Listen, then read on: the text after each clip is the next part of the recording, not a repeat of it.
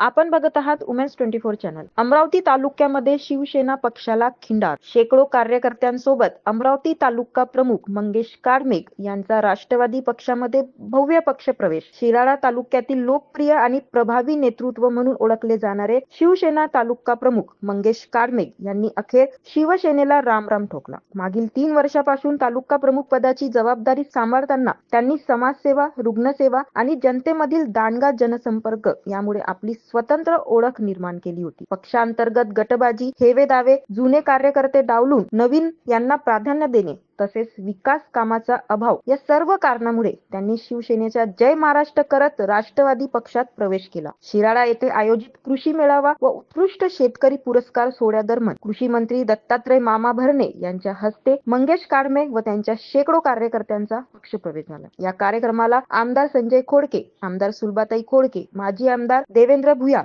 तसेच इतर मान्यवर मोठ्या संख्येने उपस्थित होते. काळमेघ यांच्या प्रवेशामुळे अमरावती तालुक्यात राष्ट्रवादी पक्षाची ताकद निश्चितच वाढणार असल्याची ही चर्चा आहे. तर दुसरीकडे शिवसेनेला मोठी खिंडार पडल्याची प्रतिक्रिया नागरिकांमध्ये उमटत आहे. अमरावती तालुक्यातील या राजकीय घडामोडीमुळे आगामी स्थानिक निवडणुकीमध्ये मोठे बदल घडण्याची चिन्हे दिसत आहे. पुढील घडामोडीवर सर्वांचे लक्ष लागले आहे. जिल्हा प्रतिनिधी पवन पाटणकर सोबत आपण बघत रहा उमेश 24 चॅनल. धन्यवाद.